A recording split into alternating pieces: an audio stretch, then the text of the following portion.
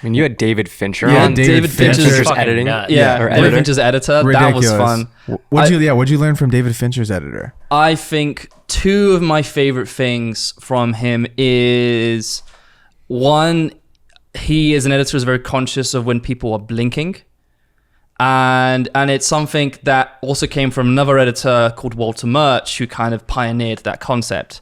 And basically the theory is that when an actor blinks, that's the actor, not the character.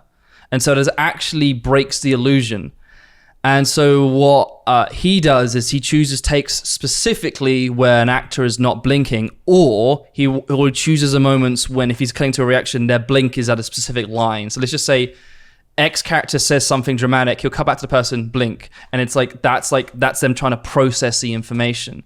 So he's even being conscious of when to time a blink.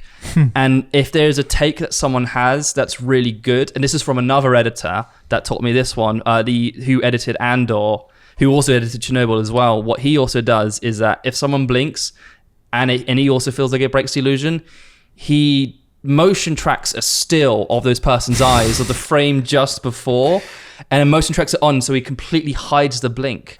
And so what it means is you're all blinking now and I'm really conscious. It's really funny now. And so what it means is that eye contact is so much more intense because the blinking is not breaking anything. And us at the back of our minds, I feel this, when we notice someone's not blinking, that increases that intensity. And so that is how detailed TV and film editors get. We think, us on web media, we think we're detailed. Man, the shit that they talk about is on another level. But one of my favorite ones is with David Fincher was with vertical editing that he described, where I initially was calling it contrast editing, where one shot's quiet and then the next shot's really loud.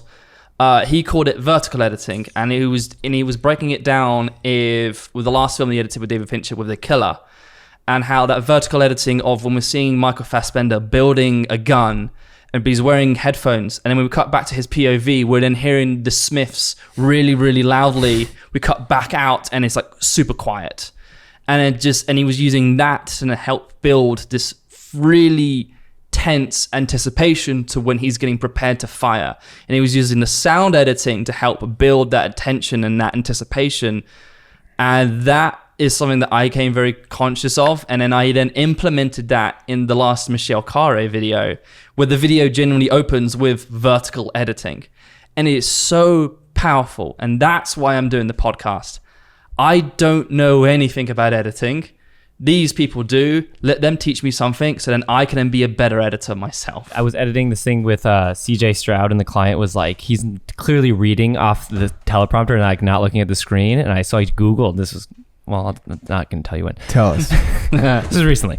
I Googled AI eye tracker, and you can just make his eye look at the screen. It's sick. You just plop and paste. And it works really well. Yeah, I used it in, I think Descript has it one built in, and then I used it in, there was another one that was an After Effects plugin. It also worked pretty well. I'm not going to blink anymore. The other thing I was thinking about the blinking, I wonder if Jason Bateman has to be like, can you put my blinks back in? Because he's just always doing the fucking slow blink, like in reaction to things. That's funny. I feel like that's his whole thing, you know?